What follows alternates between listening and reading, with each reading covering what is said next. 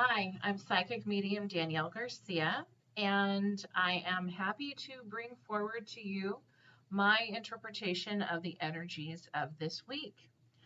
I've decided to go ahead and revamp my YouTube channel. It's been a while since I've regularly posted here, and being as we're all in quarantine and getting more technology driven, I've learned quite a few things about Zoom over the last 3 or 4 weeks. I've decided I can connect with more of you online, and especially now since I'm not allowed to see people in person, why not? Every Monday and Thursday, I will be broadcasting on YouTube. Sometimes it will be reading about the energies of the week. Sometimes I'll be explaining more of the services that I offer. Sometimes it will be meditations. Sometimes it will be live free readings. I've got a lot of different ideas, and I'm definitely open to anything that you might suggest. So if there's topics you'd like me to speak about, if there's questions that you have, please drop a comment, and I will definitely take that into consideration. Today I'll be reading the energies of the week, and I'm going to do a card draw for that. One of my favorite decks, the Quantum Oracle by Sandra Taylor. That's the deck I'm going to be reading from today. Sorry, I get connected with the energy of the cards, and I'm like, bah, bah, bah, bah, bah. They're already talking and giving me information as we're going along here. So today is May 4th, 2020, and may the force be with you, by the way. And let's go ahead and draw a card in regards to the energies coming in. Oop, one just popped out of the deck, as frequently happens. Ascended Masters. Take a look at this beautiful card. Ascended Masters. Now, my interpretation of this is, there's a lot of different high vibe energies coming in. This is also a spiritual call to arms, is what they're saying. It's about getting in touch with your spirit, getting in touch with your power, seeing truth, and allowing the rest of the bullshit just to drop away. This is very important when you think about the times that we're going through right now, because there's so much different information out there. What do you believe? What don't you believe? And getting in touch with our spirit, getting in touch with ascended masters, getting in touch with higher vibes allows us that clarity so that we can have discernment. Now, our next card I'm going to draw is about hidden influences of the week. So this will be from now, May 4th, until the 10th. 2 and 3. So the hidden influences card. A consciousness of lack. Check this one out. A consciousness of lack. So hidden influences, this could be old wounding. This could be old belief systems, false thought forms that we're holding on to about how we're lacking. Think about that. Where do you feel like you're weak right now? Where do you feel like you're lacking? How can you move above and beyond that? How can you move through that? How can you rectify that? If you think about the consciousness of lack, it's not just us personally, but it comes down through our family line. It comes down through our other connections. It comes into our community. It comes into our city, our consciousness. This is an energy that's been handed down time and time and time again. So take a look at what you're sensing and feeling, and take a look at what you're vibing off of that's been handed down and what's going on around you. What I always recommend too for people that have feelings of lack, which we all do, but lack can come in many different forms. It could be connected to money. It could be connected to health. It could be connected to your love life. Do a karmic cord cutting with that particular vibration.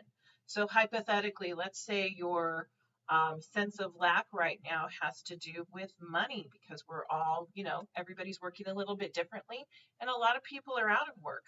Do a karmic cut from money to help release that energy that perhaps you're vibing on that's been handed down. And that can definitely shift and help your abundance. The next card that I'm going to turn over is in regards to release. What do we work on for releasing this week? Interesting.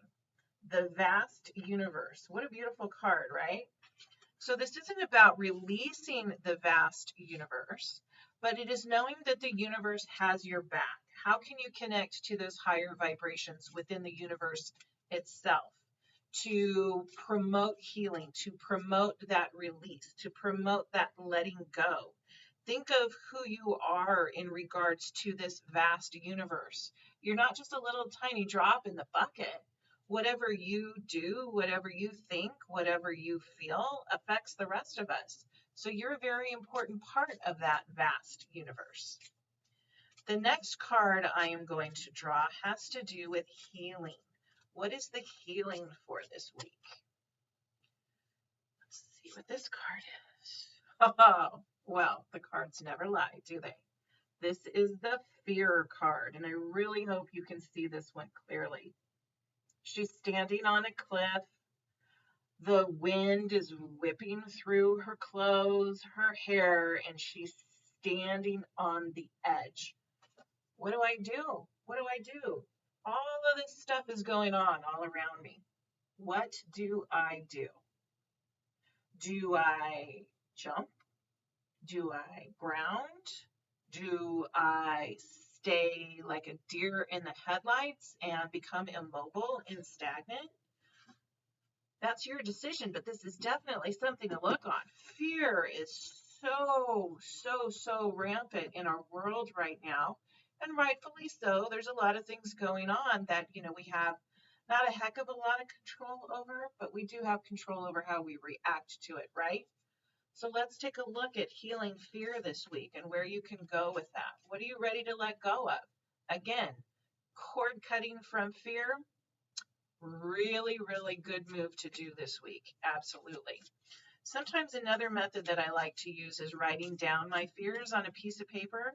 And I don't go back and revisit, oh, I'm fearful of this particular thing because these situations happened. No, it's more along the lines like making my to-do list. Oh, I'm fearful of this. I'm fearful of that. It's just very spontaneous, like you're writing the outline for a project. Once you get those fears listed, take them outside and burn them in a fire-safe pit. You never really want to do that in a barbecue because you're going to eat off of that sooner or later, right? Once you light that paper on fire, stay outside and watch it burn and turn to smoke and ash. And then just completely release yourself from the energy. It's not going to necessarily make the coronavirus go away, but it will give you some healing. It will give you some release. It will take some of the heaviness away from what you've been vibing on. And the last card, I swear I can't make this up. The last card, which is all about the gift of this week. Happy success. What a great card. Happy success.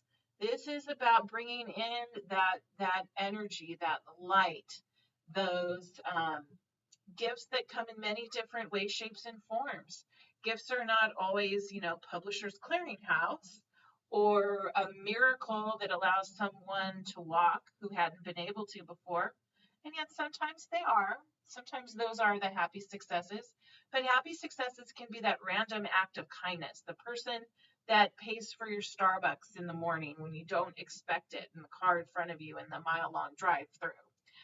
It could be that you get a phone call from someone that you weren't expecting, a long friend that you haven't connected with for a while. When you think about the energy of success itself, success is to be celebrated, and it comes in so many different shapes and forms. Success is very much along the parallel and vibe of gratitude, right? The more we're grateful for, the more that energy comes into our life. The more we're grateful, the more we have to be grateful for. So I'm going to leave you with that to think on these thoughts for the week. What will be your happy success? I'd be interested in hearing. Please let me know, and have a beautiful and blessed week.